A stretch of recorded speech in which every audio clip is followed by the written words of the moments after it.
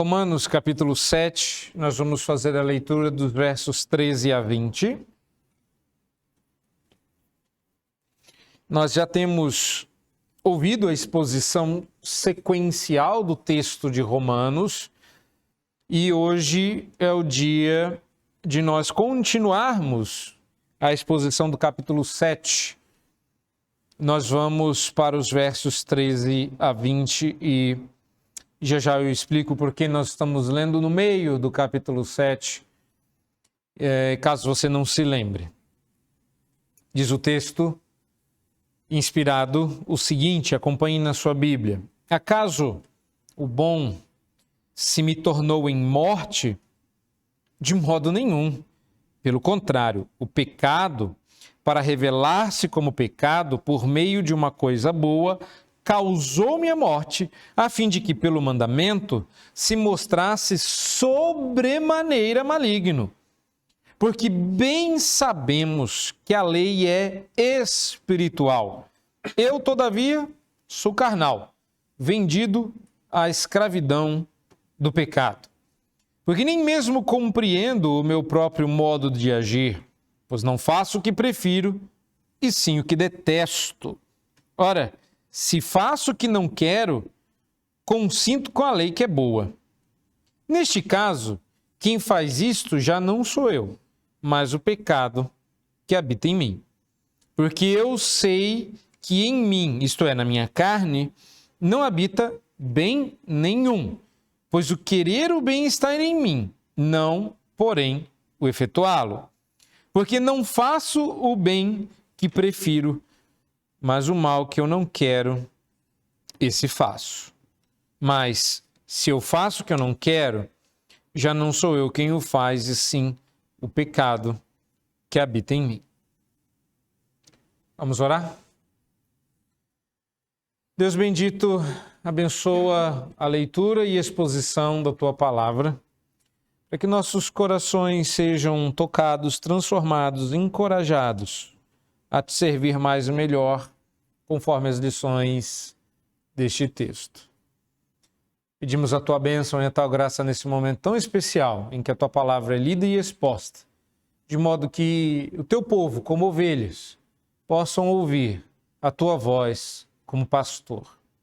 Nós pedimos a Tua bênção e que assim seja através da pregação, orando em nome de Jesus.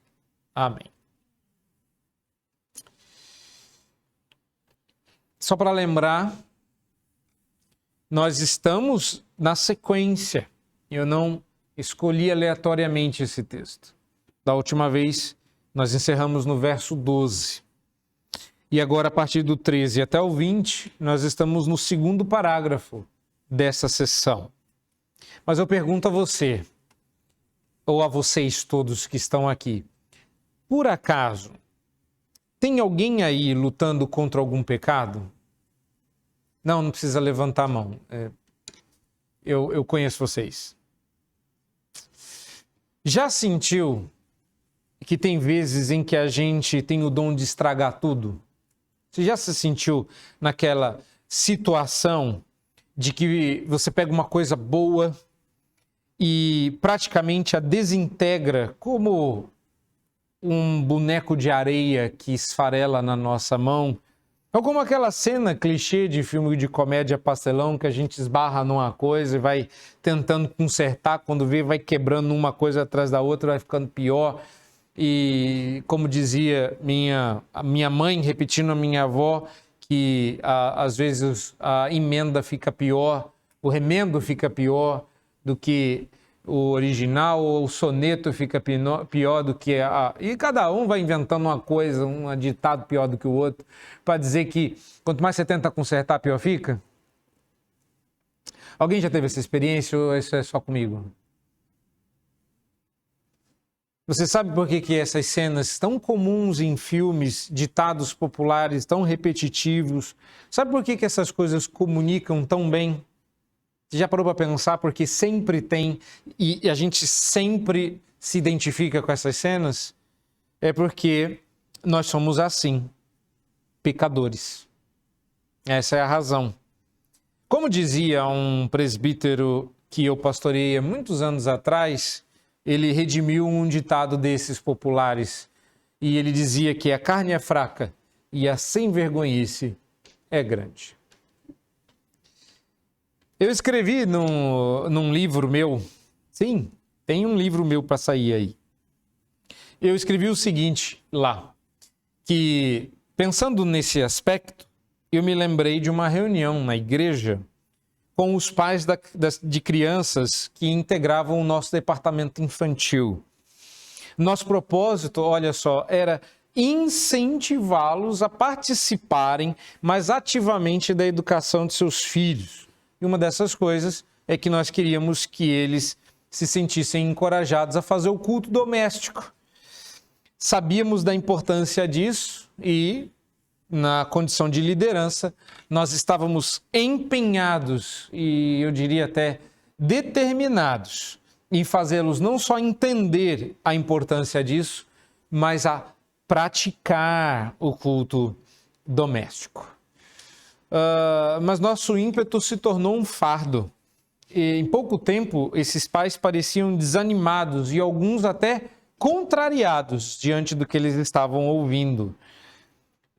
Já mais para o fim, eu já havia desistido de convencê-los. Porque a gente vai percebendo que está chovendo no molhado, vai ficando chateado, desiste. Você conhece essa história, né? Você leu em algum lugar. Eu concluí que talvez Deus não quisesse usar aquele momento para encorajar a ninguém. Talvez o problema fosse eu. E aí, durante uma pausa, alguém me perguntou se eu e minha família fazíamos o nosso culto doméstico tão regularmente quanto eu estava imprimindo a necessidade de fazê-lo. E como eu era pastor, eu achei que devia dar-lhes uma lição sendo um exemplo. Eu queria ser como um farol à noite, como um abrigo no deserto, como uma ponte sobre as águas. Só que, no final, por mais lindo e inspiradores que sejam essas figuras, e até a ideia de ficar falando que a devoção familiar é uma coisa muito importante, eu acabei falando a verdade. Falei das dificuldades e cheguei até a confessar que a minha vida era tão agitada que roubava a assiduidade que eu gostaria de ver na minha própria vida. E não é diferente, infelizmente, até hoje. É certo que você tem que fazer o culto doméstico, mas nem sempre a gente consegue. E a reação, é o que eu falei, que foi mais inesperada. Na medida em que eu era verdadeiro com eles e falava das minhas lutas, uma pessoa tomou a palavra e disse o seguinte: ao ouvi-lo, pastor, e ver que o senhor tem as mesmas lutas que nós, isso na verdade me encoraja. Agora eu sei que eu não estou só nessa batalha.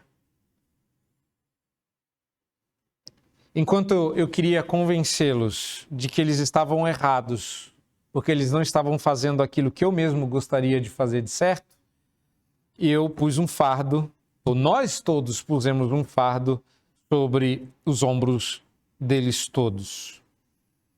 Nós esquecemos de perguntar a eles os motivos dos impedimentos e das dificuldades que faziam com que eles não estivessem envolvidos como nós sonhávamos. E no final, eu percebi que eu não estava lidando com insubmissos, mas com desanimados. Olha só. E no lugar de buscar pecados a serem corrigidos, seus corações precisavam era de consolo, de encorajamento. E ao que parece, eles receberam isso quando eu abri meu coração e mostrei para eles que todos estávamos envolvidos na mesma batalha e que ninguém podia desistir. Nenhum de nós podia. Por que eu estou dizendo isso a vocês? Porque este é o momento em que Paulo vai fazer exatamente a mesma coisa. Paulo vai sentar com a gente, vai abrir o coração e dizer para vocês: eu sei que quando você lê o capítulo 6 e você lê sobre a pressão e o peso da santidade de vida que todos nós precisamos ter. Vocês olham para mim e veem, eu sou o apóstolo Paulo. E para mim deve ser mais fácil por conta de tudo que eu já passei na vida. Mas eu queria contar para vocês como é a minha experiência e como é que isso vai encorajá-los a lutar pela sua santidade. Então Paulo começa a falar da sua experiência. Eu estou dizendo isso porque, tecnicamente falando, seria melhor dar uma aula de como as pessoas brigam sobre quem é o eu de Romanos 7. E existem várias boas hipóteses acadêmicas sobre quem é a pessoa de quem Paulo está falando aqui. Mas todos querem fugir do que me parece ser o mais óbvio. Que Paulo está falando dele mesmo. E de que Paulo está abrindo o coração para dizer para você como você hoje pensa dele. Porque é fácil ser um apóstolo Paulo, difícil é ser eu. Apóstolo Paulo dá conta de ser santo. Quero ver se ele fosse eu, que não sou apóstolo, que não sou nada, sou bem de um crente sem vergonha. Aí Paulo fala lá que tem que ser santo, que tem que ser aquilo, tem que fazer aquilo outro. Lá, sei, é difícil. Ele soubesse. E aí Paulo senta com a gente e não se distancia de nós. Ele não é o apóstolo Paulo mais santo do que todos. Quando Paulo senta conosco e rasga o coração, a gente vê um crente decepcionante, eu sei. Igual a nós.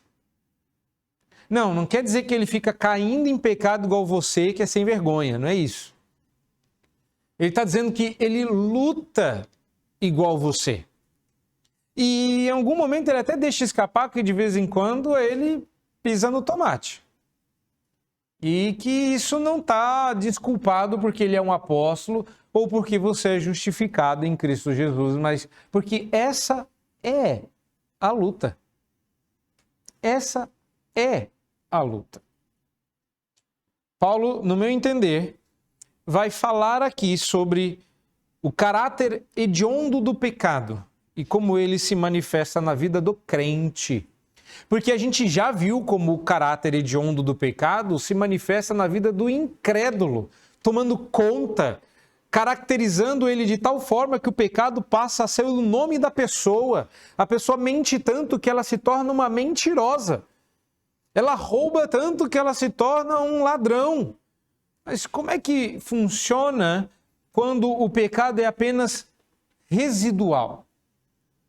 Como é que é a vida de alguém que luta contra o pecado? Aí Paulo podia pegar várias pessoas para exemplificar, mas ele resolveu usar-se a si mesmo. Deixa eu contar para vocês como é que eu faço, como é que é a minha vida. Porque a essa altura o povo não conhecia o apóstolo Paulo. Essa carta está sendo escrita para uma igreja que nunca o viu.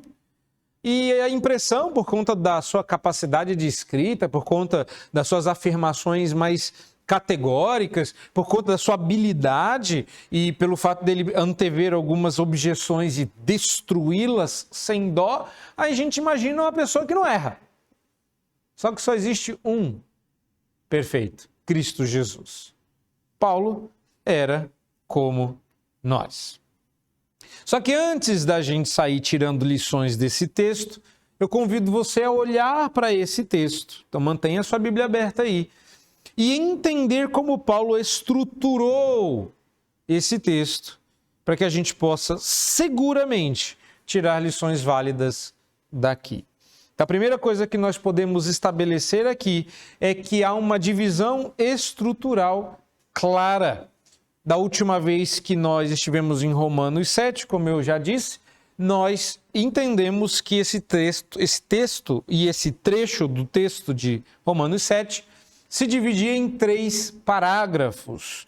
Do 7 ao 12, confere aí, do 13 ao 20 e do 21 a 25. Eu mostrei, inclusive, que a primeira letra desses versículos que inicia um parágrafo está em negrito. Se você observar o verso 7, o verso 13 e o verso 21, a primeira letra está em destaque. Nós já falamos sobre o primeiro parágrafo, 7 a 12. Hoje nós vamos para o segundo parágrafo, 13 ao 20. Então, essa é a primeira coisa. A segunda coisa, em termos estruturais, é que Paulo ajudou a gente nos versos 13 a 20, dando uma estrutura razoavelmente clara. Olha só que joia. É bom quando Paulo faz isso, não é? Paulo vai abordar os argumentos contrários ao que ele vem falando, apresentando duas objeções ao argumento equivocadamente levantado pelos seus opositores, supostamente. Cada objeção que o apóstolo Paulo levanta nesses versículos, observa aí, termina do mesmo jeito. Já comparou o verso 17 com o verso 20? Olha lá, termina exatamente da mesma forma. O que nos faz concluir que o primeiro contra-argumento do apóstolo Paulo vai dos versos 14 a 17 e o segundo do 18 ao 20. Olha que fácil.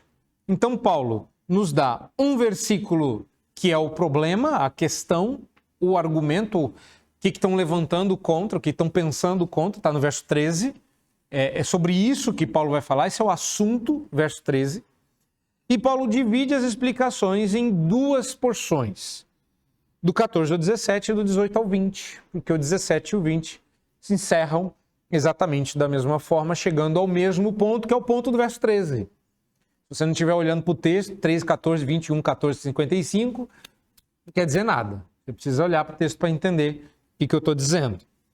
Ok? Lembrando que o capítulo 7 é a continuação das explicações sobre como a santificação pela fé acontece na vida do cristão, que foi justificado por Cristo, conforme Paulo expôs desde o capítulo 4 até o capítulo 6, que são os capítulos sobre a justificação pela fé. No capítulo 6 até o 8, Paulo está falando sobre a santificação pela fé, resultado desta salvação. Em um determinado momento, Paulo mencionou a conexão do pecado com a lei, o que gerou uma série de explicações para que nós não ficássemos com uma impressão errada a respeito da lei, mas também a gente não desse margem à licenciosidade. Eu não estou debaixo da lei mesmo, posso viver do jeito que eu quiser. Não é isso. E depois de comparar a liberdade que Cristo nos dá, usando a figura do casamento, que está no início do capítulo 7, e onde ele está tratando dessa nossa má impressão sobre a lei, e Paulo começa a dar explicações mais detalhadas. A pergunta que Paulo está levantando aqui, me parece, se fomos libertos da lei, uma liberdade conquistada por um preço tão alto que foi necessário a morte de alguém, então a lei é pecado? Essa é a primeira pergunta que Paulo está respondendo. E Paulo explica que não, e nós já vimos isso. Não, a culpa é sua, não é da lei. Nós já vimos isso. A próxima pergunta, então, é se a lei, que é boa, se tornou mortal para nós. A lei não é ruim. Então Paulo está dizendo, essa lei aí matou a gente. Não, a lei é boa. Sei que é ruim.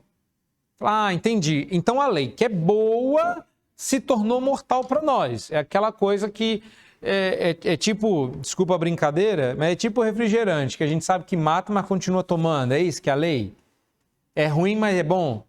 Ela é mortal, mas ela é boa. E a resposta vem em duas etapas. Não, você entendeu. Isso é errado. E hoje nós veremos essa primeira parte da resposta. A segunda parte da resposta é a parte boa. E a parte boa ainda fica para uma próxima vez. Calma. Ainda estamos falando sobre a abundância de pecados. Logo, logo nós veremos a superabundância da graça. Olha o verso 13 e eu quero chamar a sua atenção para você entender qual é a questão aqui. Paulo está se perguntando em outras palavras. Olha para o verso 13. Acaso o bom se tornou em morte? De modo nenhum. Pelo contrário, o pecado, para revelar-se como pecado por meio de uma coisa boa, causou minha morte. Ou seja, o pecado, para provar-se como tal, me matou. E fez isso através de uma coisa boa, a fim de que, pelo mandamento, se mostrasse sobremaneira maligno. Qual que é a pergunta que Paulo está fazendo aqui? Como é possível que um negócio tão bom como a lei, como um benefício divino tão especial, Deus nos deu sua lei, não é coisa pouca. Como pode um negócio tão bom como isso ter trazido tanta destruição, matado tanta gente? O pecado ficou claro e nós nos vimos pecadores e mortos em nossos delitos. Então, como é possível alguém dizer que a lei é boa quando ela traga à humanidade outra coisa senão destruição?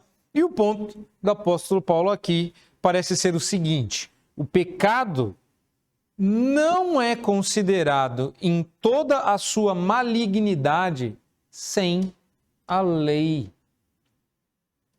Pode reparar que lá fora, as pessoas que não acreditam na Bíblia não acham que o pecado seja tão horrível. É ruim, mas não é horrível. Não é uma coisa que você não possa. Um pouquinho. Eles até pintam de outra cor os pecados, tem mentirinha branca, não tem? Mentir pode, dependendo, né? Eles vão... tem coisa que é ruim, mas tem coisa que passa, né? Poder roubar até pode, mas faz, né? Então, percebe como as pessoas não enxergam o caráter hediondo do pecado sem a lei. O que a lei faz é lançar luz sobre o pecado, e isso faz com que nós vejamos o pecado em toda a sua feiura e repugnância. Sem a lei, você não dá essa importância toda para o pecado. Todo mundo erra. Percebe como a gente banaliza o pecado? É como se nós esperássemos que o pecado fosse algo ruim, mas a lei deixasse claro que o pecado é pior do que o que a gente esperava. Conhece aquele ditado? Eu esperava o pior, mas isso é pior do que o que eu esperava? Isso aí é o pecado. E a lei? A lei veio dizer para você, você estava achando que o pecado era ruim? Não, o pecado é muito pior. Mas por quê? Porque a lei diz quem Deus é e diz quem você é ao mesmo tempo. Deus quer esse tipo de santidade. E quando você se compara com ela, você vê que você está muito fora do esquadro. De modo que se você tivesse com o povo lá no deserto, ouvindo o que eles estavam ouvindo pela primeira vez na história da humanidade, os 10 mandamentos, você teria dito o mesmo que eles disseram. Dá para Moisés falar? Porque quando Deus fala, dói demais. A gente sente que está morrendo por dentro, porque o Deus que tirou a gente sentou no Sinai e disse: eu quero que vocês sejam assim, me amem assim. Mas não, aí o Senhor falando dá mais peso. Se Moisés falar, dá para a gente digerir. Moisés é igual a gente. Ele é pecador também. Ele vai até dar uma engasgada na hora que ele lê o mandamento. Fica imaginando como é que Moisés leu não matarás. Não Mas Deus dizendo não matarás, aí a gente não pode matar mesmo. Percebe? A morte, portanto, diz o verso 13, então pra você entender qual que é o ponto do apóstolo Paulo aqui. A morte, portanto, não é um atributo da lei. Ele é o resultado do pecado. A lei vem justamente para deixar isso claro. Mas agora vem os desdobramentos práticos disso. Duas lições. Eu queria que você me ouvisse com um ouvido diferente esta manhã, porque você vai se sentir mal. Não precisava nem dizer, né? Ok, vamos dizer. Porque talvez se eu errar o tom e eu corro esse risco, você vai achar que isso aqui é uma cobrança. Não é.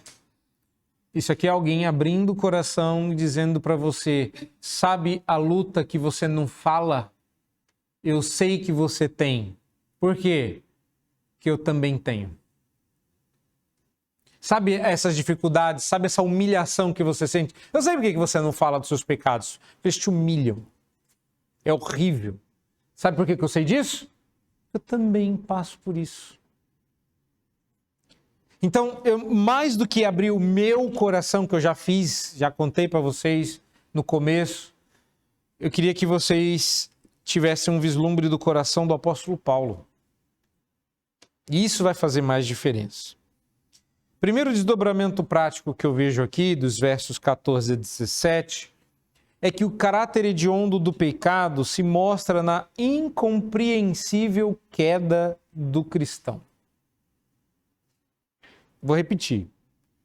O caráter hediondo do pecado, ele se mostra, a gente percebe quão hediondo é o pecado na queda do cristão, na incompreensível queda do cristão. Deixa eu explicar por que ela é incompreensível nas palavras do apóstolo Paulo. Porque eu estou chamando de incompreensível porque no verso 15, dá uma olhada lá, a palavra aí traduzida, vamos ver, ó.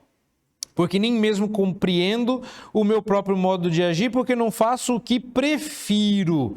A palavra traduzida por preferir aí, na realidade, é saber. Saber. Paulo não está dizendo assim, eu prefiro fazer isso, mas no final... Não. A verdade é que a gente prefere fazer o que é errado mesmo. Mas o que o apóstolo Paulo está dizendo aí é, eu não entendo eu. Você sabe como é isso. Você sabe como é isso. Você já parou. Você olha para você e fala, tem dias que eu não me entendo. Eu não sei porque eu não faço o que sei. É isso que Paulo está dizendo.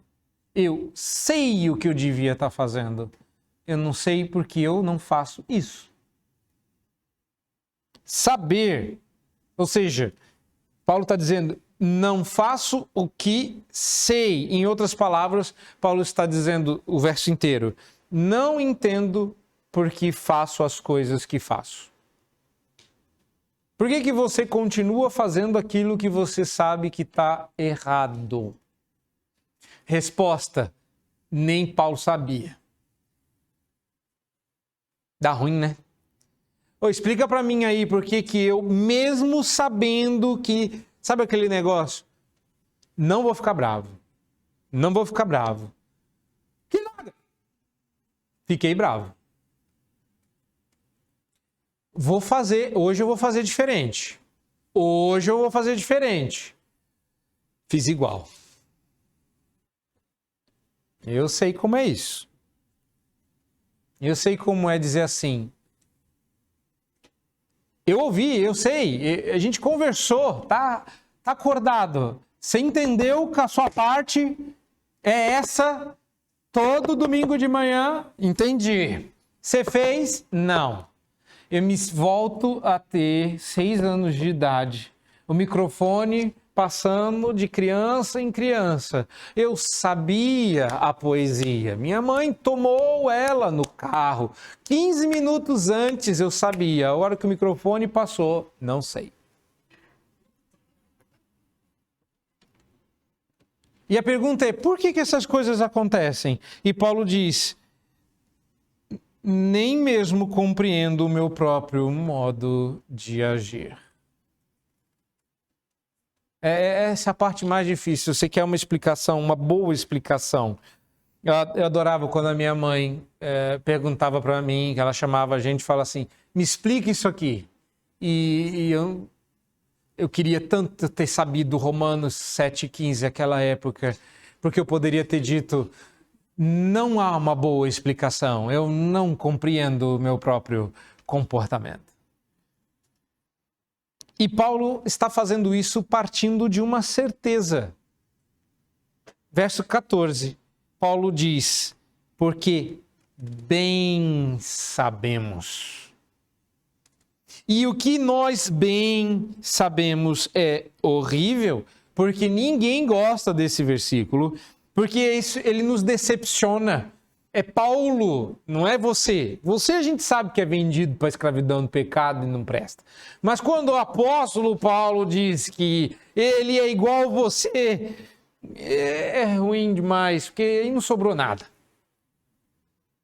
Eu me lembro quando o reverendo Vadislau, que disse ter de casado a minha idade, e ele falou, eu ainda estou aprendendo a amar a Beth. Eu lembro de ter abraçado a Marcela e disse, o que sobra para nós?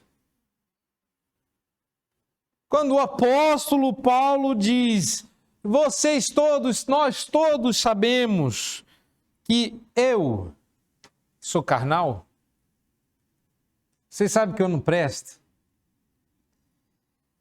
Aí eu fico imaginando o que o povo que estava lendo essa carta, porque hoje sou eu quem a lê, o que eles disseram? Eu sei o que eu diria. O que sobra para nós? Se você tiver Paulo num patamar acima do de você, então sobra pouco mesmo. Mas se você entender que você e Paulo estão lutando a mesma luta, então esse verso faz algum sentido, porque ele não está falando de você em seu estado perene, ele está falando de você naturalmente. Quem é você sem Cristo? Quem é você sem a ação do Espírito Santo? Você é carnal, vendido à escravidão. Essa não é uma expressão de derrota frente ao pecado. Paulo está simplesmente reconhecendo que até mesmo como crente, ele não tinha escapado completamente dos efeitos da queda. Eu sou crente, mas eu não sou perfeito. Eu não escapei completamente dos efeitos da queda. Como crente, se eu bobear, eu volto a servir o pecado. E a gente fica chateado com Romanos 7,15, mas esquece que no 6 ele disse pra gente que é crente, no capítulo da santificação, que não era pra gente oferecer os nossos membros como oferta para o pecado. Olha o verso 19 do capítulo 6. Não é mais para você fazer isso. Porque nós éramos escravos do pecado, mas de vez em quando dá saudade da cebola do Egito. O que é ruim. A gente esquece que Paulo já adiantou essa possibilidade. O fato do crente já ser justificado em Cristo não significa que ele seja perfeito. Essa é uma implicação bem prática. Para de acreditar em crente de rede social. Ninguém é santo daquele jeito. Ninguém acorda louvando daquele jeito. Porque de vez em quando até você acorda com louvor na boca. Mas tem dias que você queria acordar sem boca. Que alguém pergunta, alguém diz bom dia e você pergunta bom por quê? Bom para você? Não aconteceu isso hoje. Só estou falando caso. Percebe que você vai ouvir aqui um monte de coisa que você conhece. E você fala, gente, eu conheço essa música. Ela diz assim, esse cara sou eu. É isso, e você está se sentindo, rindo, mas de nervoso. Não é? Hoje é o dia.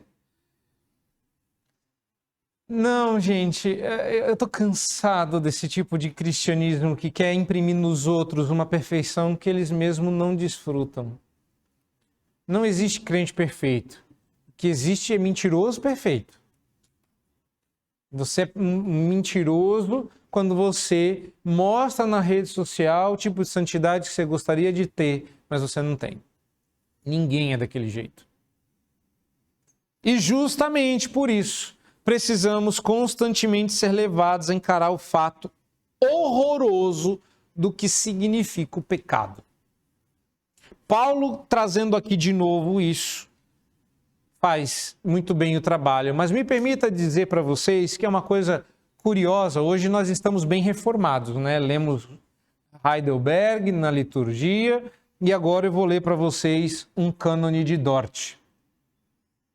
Agora, olha só que interessante como os nossos irmãos, que muita gente presbiteriana quer ser reformada, quer outra tradição tão boa quanto, e é porque eles são mais santos, eles cuidam mais da santidade. Então, deixa eu ler para você o artigo 4 do Cânone de Dort sobre a perseverança dos santos, quando ele diz que os santos estão sujeitos a cair em pecados graves. Embora o poder de Deus, pelo qual ele confirma e preserva os verdadeiros crentes na graça, seja tão grande que não pode ser vencido pela carne, os convertidos, contudo, nem sempre são guiados e dirigidos por Deus, de sorte que não possam, em certas circunstâncias particulares e pela própria culpa deles, se desviar da direção da graça e serem seduzidos pela carne e se rendam às suas concupiscências. Você fala, ok, um alívio, que bom que não sou só eu. Mas no minuto seguinte você pensa, que droga que ninguém está conseguindo. Porque a grande verdade é que você adoraria ver alguém conseguir. Todos nós queremos um herói. Às vezes a gente queria que o nosso irmão fosse mais santo porque eu queria ver alguém chegando lá. Já teve essa sensação? Você cobrar dos outros o que você não está dando conta porque você queria que alguém desse? Você pedir para o seu irmão ser mais santo? Dele ter feito o que deveria ter sido feito, que estava na Bíblia e que ninguém fez, inclusive você? Mas você quer que os outros façam? E o Cânone de Dort não acabou, ele continua. Por isso, eles devem orar e vigiar constantemente para que não caiam em tentação. Eu acho que esse é o problema. Crente reformado deveria ser mais reformado. Deveria orar mais para não cair em tentação. A gente está preocupado demais em fazer e parecer santo, do que em orar humildemente, dizendo, que, olha só, quando a gente diz, Senhor, não me deixe cair em tentação, sabe o que você está dizendo? Eu não presto. Se vacilar, eu peco mesmo. Se o Senhor não me guardar em graça, eu me entrego à desgraça. E é horrível ter que dizer isso para qualquer pessoa, inclusive para Deus.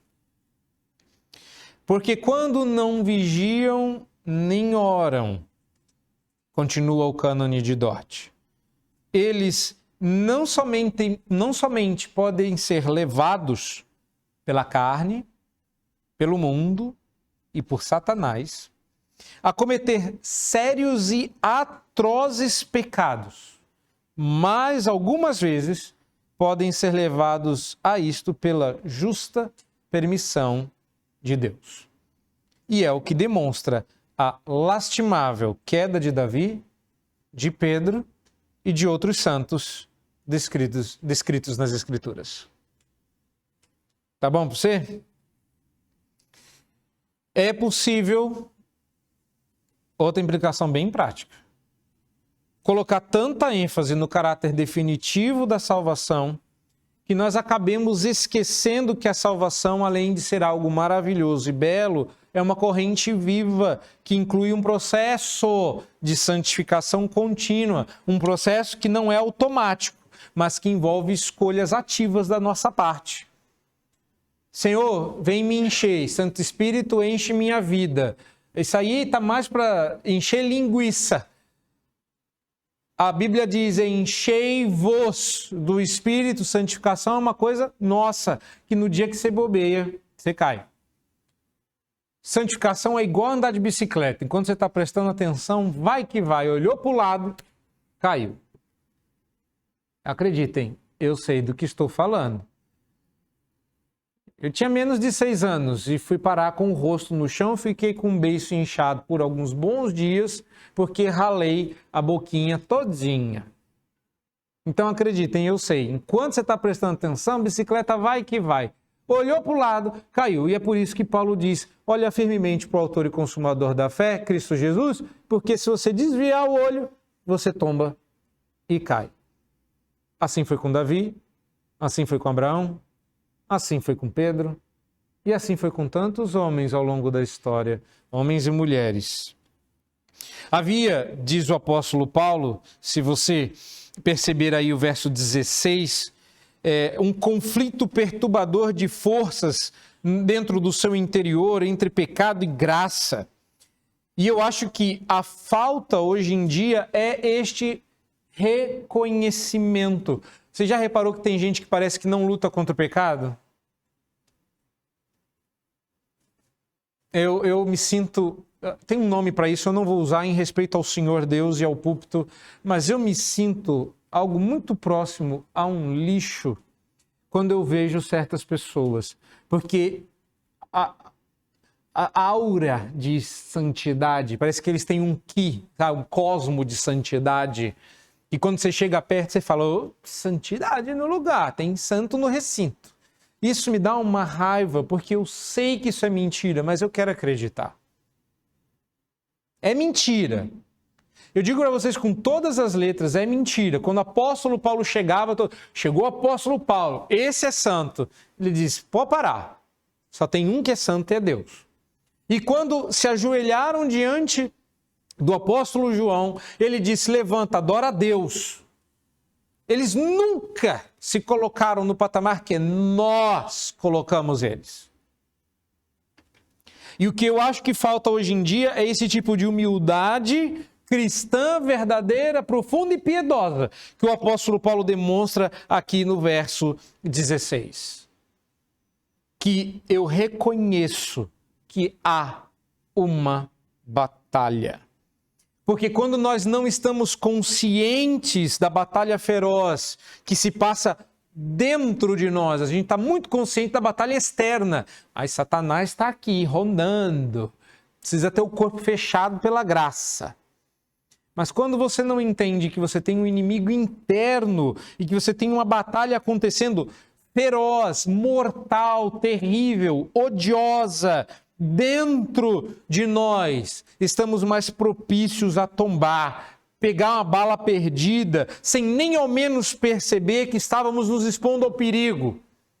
Estão passeando de guarda-chuva no meio do campo de batalha. Aí toma uma bala, cai. Você não viu você não viu isso vindo? Como assim? Eu não entendo porque as pessoas relutam tanto em concluir que o apóstolo Paulo está registrando a sua própria batalha interna nesse texto. Talvez porque eles não queiram reconhecer que eles também lutam. O que a gente quer é ter vitória em Cristo. É viver vida vitoriosa. É superar. E não entender que às vezes tem muita batalha antes da vitória.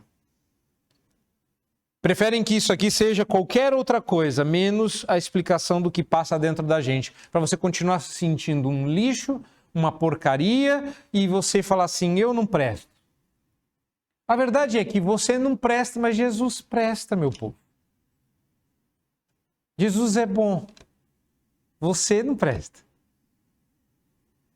E reconhecer isso pode ser libertador, porque aí você vai poder dizer, Senhor, livra-me da tentação, me guarda do mal, que se você me deixar, eu até matar alguém, mato. Lembre-se de que Moisés teve que escrever tudo aquilo. Ele não escreveu, né? Foi Deus que escreveu. Mas depois ele passou a limpo. Eu temo que quando a gente não leva em consideração como esse texto explica nossos dilemas e lutas, eu temo que isso nos deixe aberto os flancos ao ataque do inimigo. Não que nós estejamos novamente perdidos, mas é que nós precisamos de constantes lembretes dos horrores do pecado. Não tem muita explicação, porque a explicação você já sabe. como eu não entendo por que eu caio naquilo que eu já sei que eu não devia cair. E Paulo dá uma explicação que não explica. É que nesse caso, já não sou eu, mas o pecado que habita em mim. Segunda lição. Se o caráter hediondo do pecado se mostra na incompreensível queda dos eleitos, que nunca é final, fiquem tranquilos, ela é momentânea, o caráter hediondo do pecado também se mostra nessa própria batalha interna entre carne e o espírito. E Paulo vai voltar nesse assunto nos versos 18 a 20. E eu vou falar várias vezes disso. Irmãos, a vida não é um spa, não é férias. Pecado não tira férias. Esta semana eu tirei para ver alguns filmes que eu... Esse feriado. Tirei para ver alguns filmes que eu não tinha visto e um deles foi um filme da sequência do universo Marvel. E eu fiquei chateado, porque eu tinha visto um filme, depois vi o outro, imaginei que o período entre um filme e outro tinha se passado com santa paz.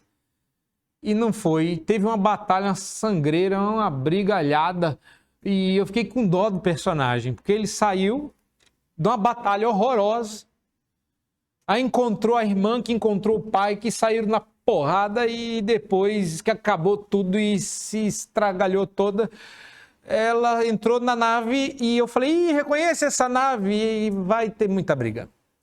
Que é o outro filme. E às vezes a gente pensa assim, né? Entre um filme e outro, entre um episódio e outro, tá tranquilo. Mas a vida é essa canseira de uma batalha após a outra. Eu sei que às vezes você acorda cansado e fala, hoje eu não quero brigar não, hoje eu quero desistir. Hoje eu vou entregar os pontos. Hoje eu vou deixar o pecado correr solto porque eu não estou aguentando mais a luta. De novo, eu sei que vocês já passaram. Por quê? Porque eu já passei por isso. E porque o apóstolo Paulo também já passou por isso. E aonde que o pecado se mostra mais hediondo? Aqui, na batalha. Ele não dá trégua. É cansativo lutar todos os dias. E esse é o problema. Você não se vê como um soldado.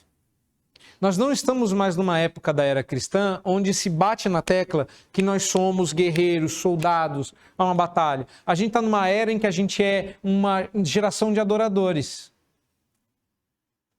A gente perdeu a perspectiva de que nós somos, na verdade, soldados de um exército e que o nosso general é Cristo. Nós queremos acordar um belo dia, sorrir, abrir as janelas enormes do nosso apartamento de frente para a praia, saudar o sol com a graça do Senhor Jesus e viver um dia agradável, regado a manjares e delícias. Mas a verdade é que isso não passou de um devaneio. E quando você abriu os olhos, tinha bala, bomba, sangue, gente correndo e alguém dizendo, pega a sua arma e levanta porque nós precisamos de você atirando. Isso porque você só tinha dormido por 15 minutos. Sabe como é ruim acordar cansado? Sabe. Porque é como você acorda todo dia.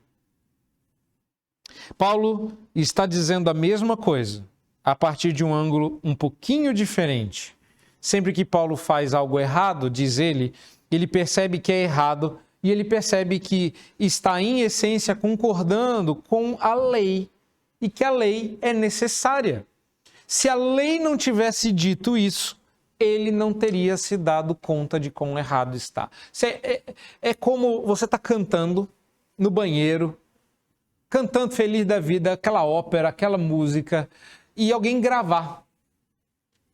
A lei é o gravador. Você já se ouviu cantando? Isso é como cantar na frente de alguém que sabe música e, de repente, como que num detalhe, ela dá o tom. E você percebe que você está em fó sustenido. A lei é o diapasão de Deus dizendo, você está desafinado. E aí Paulo diz no verso 18: porque eu sei que em mim, nova certeza, isto é, na minha carne, não habita bem nenhum, pois o querer o bem está em mim, não porém efetuá-lo. Claro, isso só pode ser um crente falando. Ímpio nenhum vai dizer: eu quero muito servir a Deus, eu quero muito concordar que a lei é boa, eu quero muito dizer que eu amo o Senhor, mas não dou conta. Não é isso. Claramente isso aqui é um cristão dizendo: eu me odeio, eu me enojo, eu não me entendo, porque, verso 19, não faço o bem que prefiro, mas o mal que detesto, esse faço. E aí, a conclusão do verso 20. E aqui também se confirma que Paulo não se referia à humanidade, mas aos crentes. Isso aqui é uma percepção que só um crente pode ter. Só o crente se acha dividido em si mesmo por conta do conflito dos resíduos da carne e a ação da graça do Espírito Santo. Ninguém passa por isso a não ser o salvo. É por isso que todo mundo parece estar vivendo bem a vida. É por isso que o salmista, no Salmo 73, diz assim: para eles nada de ruim acontece. Eles engordam todos os dias, os olhos saltam-lhes de gordura, a saúde deles é imbatível. Eu estava de carona, saindo daqui à noite, depois de gravarmos o curso, e nós descobrimos que uma das nossas avenidas de acesso à noite não é para ser visitada. Muitas pessoas oferecendo serviços aleatórios com pouca roupa. Aí eu me lembro de ter feito essa pergunta para ver se o povo provocou, mas eu acho que no carro a pessoa não entendeu aonde eu queria chegar, né? E eu falei assim: eu queria descobrir o que esse povo toma. Porque se eu ficar vestido desse jeito, nesse frio, eu morro de pneumonia no dia seguinte. O que é isso? Eles não passam por esse tipo de perrengue. Eles não questionam. Parece que está bem, parece até que está feliz fazendo o que faz. A única pessoa que se sente dividida, que luta contra os seus próprios desejos, que está em constante conflito interno entre os desejos da carne e o desejo de amar a Deus sobre todas as coisas, é o crente. O crente queria ter a saúde do ímpio para servir a Deus. Mas a gente tem que servir a Deus todo quebrado. E isso está nos Salmos. Todos os dias eu levanto com dores, molho minha cama de lágrimas. A gente conhece esse sentimento. Agora, lembre-se do que eu falei durante a liturgia, porque isso aqui é importante agora.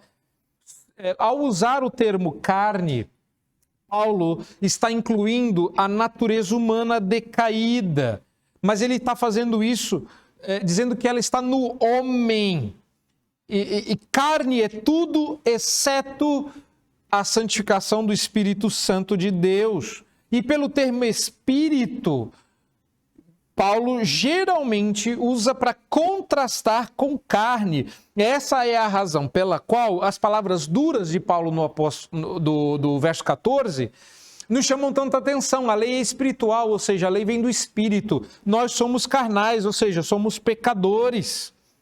A lei aponta para a ação do Espírito Santo, a carne aponta para o nosso pecado. O grande contraste do Novo Testamento não é alma e corpo. Falei isso recentemente. Mas não aqui. Você sabe onde. Você estava fazendo o curso. Mas é bom dizer aqui também.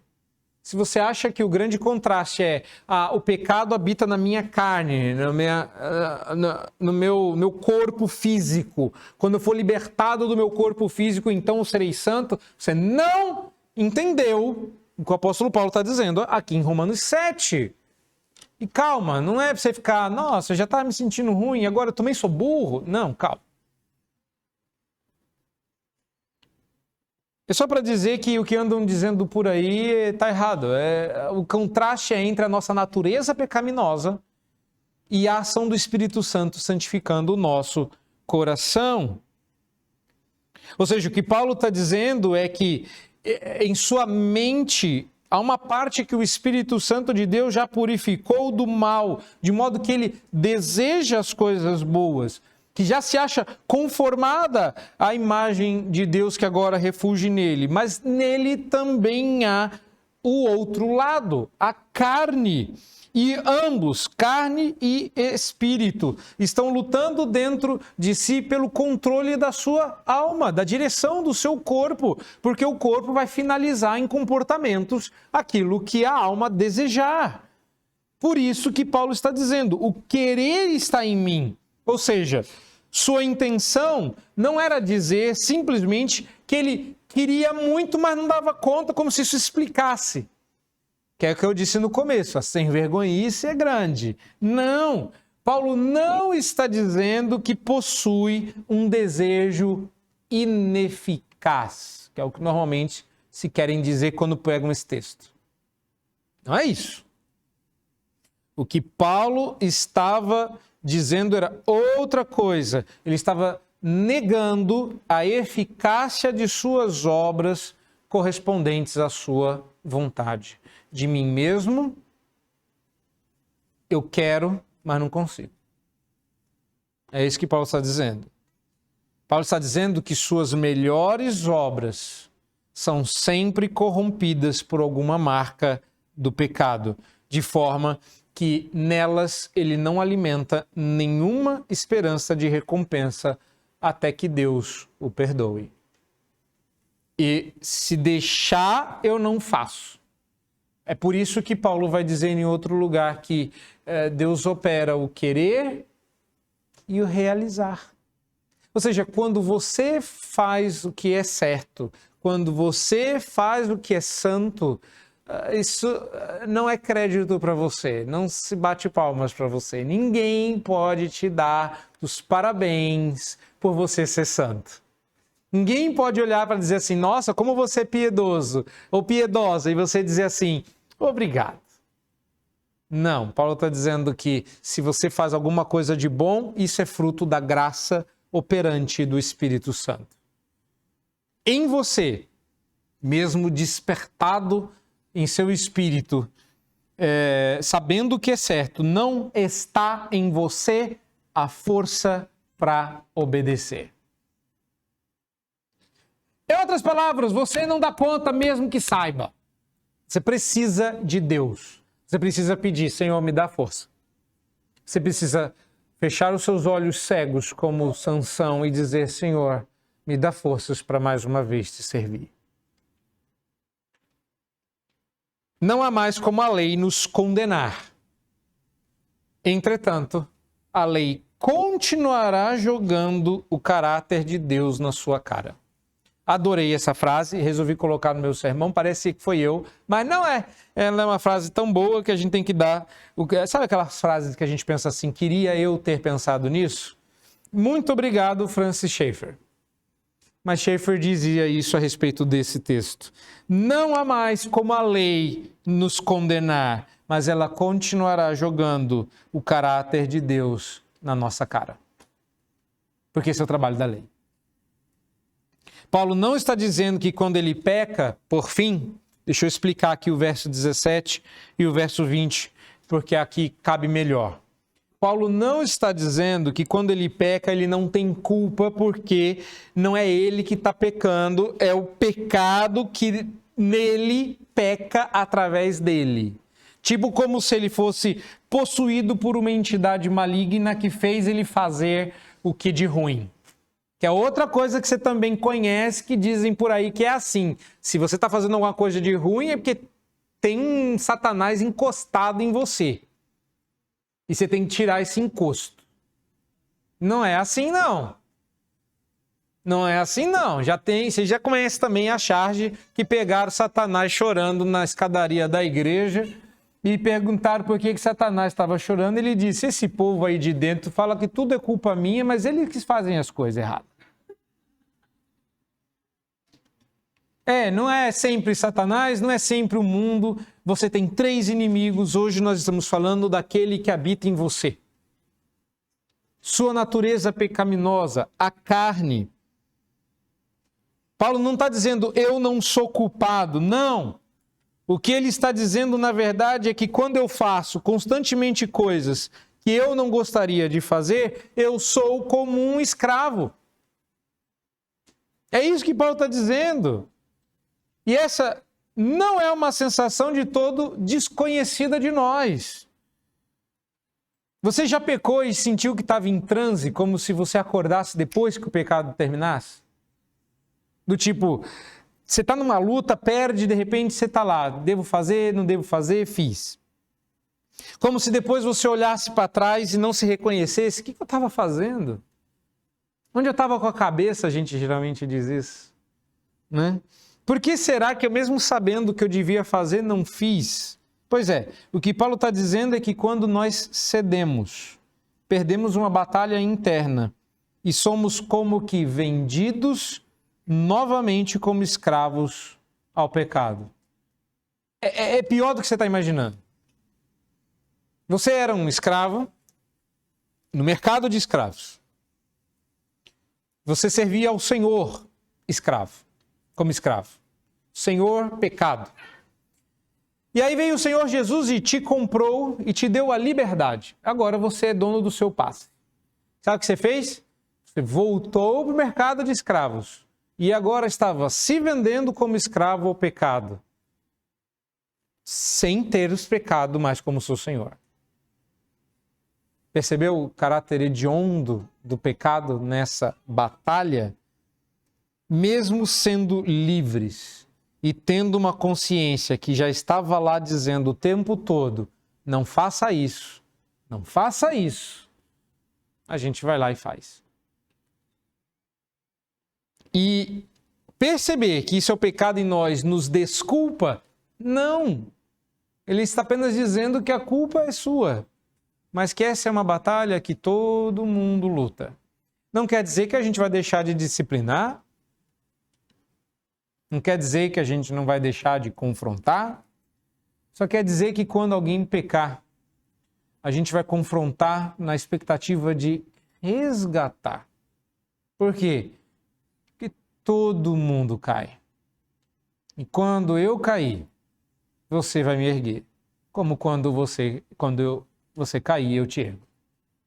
Essa sinergia entre a igreja, ela é importante, porque não existe ninguém perfeito. E ninguém pode julgar o outro quando cair.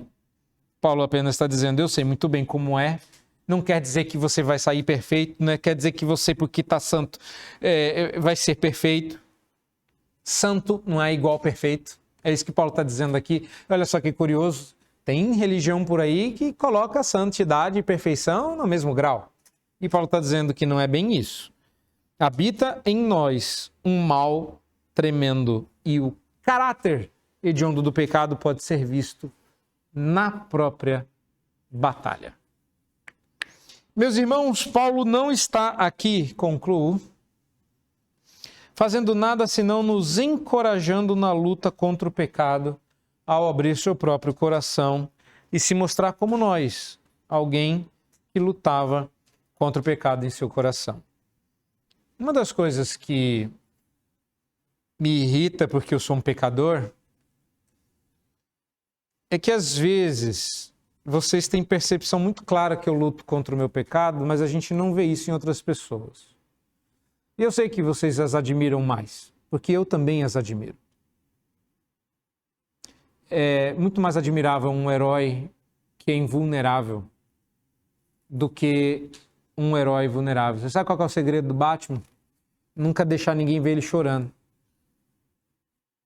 Porque ele se estrupia todo. Ninguém sabe aonde dói, porque ele não fala. É por isso que ele é tão enigmático. É por isso que ele chama tanta atenção. É por isso que o Jack Chan é tão engraçado, né? Que ele faz tudo que o Batman faz, mas ele grita, ele se quebra todo, ele se estrupia, cai sentado no chão. E a gente fala, ok, eu gosto do Jack Chan, mas eu preferi o Bruce Lee. Ele nunca errava. Ele batia e caía de pé, ele era igual gato. A gente olha para o apóstolo Paulo e vê o Jack Chan, não vê o Batman. a gente olha para o apóstolo Paulo e vê alguém que fala assim, você sabe que eu luto igual você, né?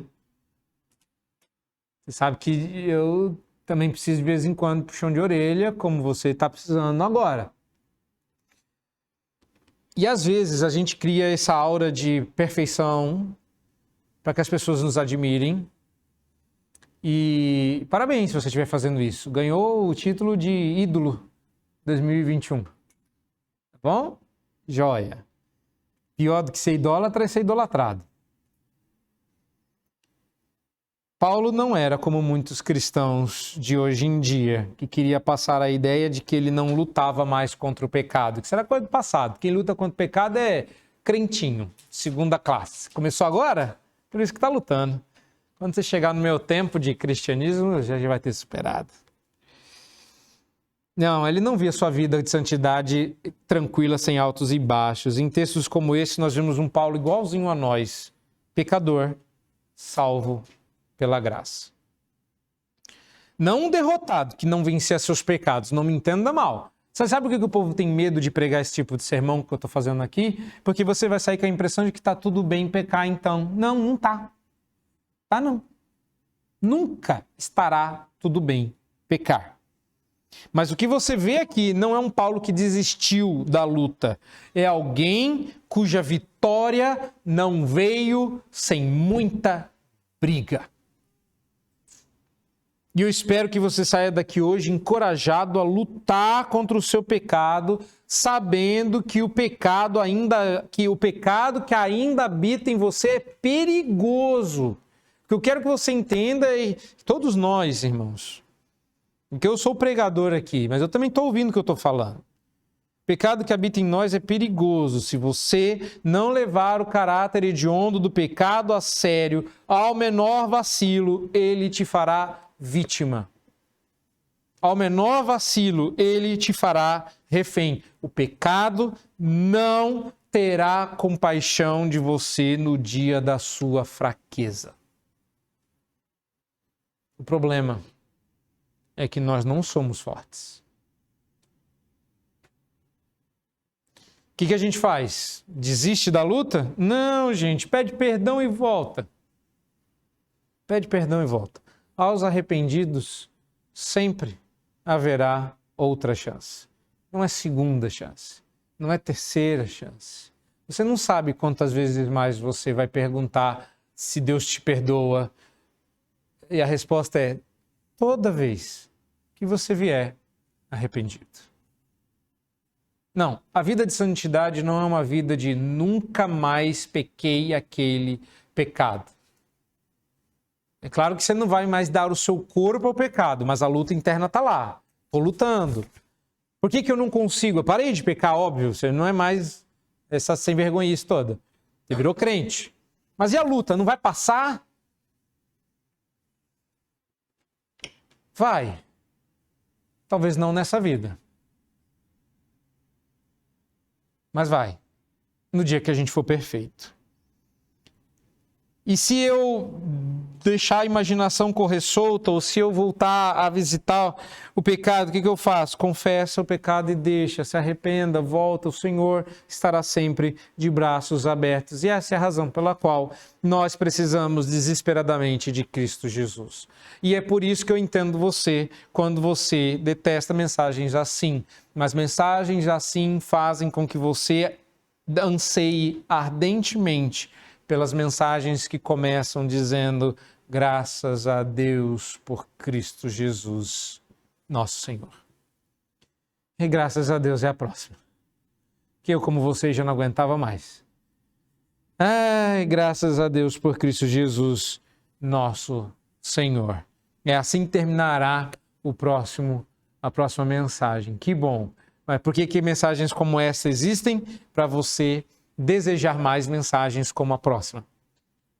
Mas só quando você entende o caráter hediondo do pecado, a próxima mensagem faz algum sentido. Que Deus nos ajude a viver uma vida de santidade e que toda vez que a gente pecar, o Espírito nos acorde para que possamos confessar o nosso pecado, deixar as nossas faltas e prosseguir em vitória. Amém.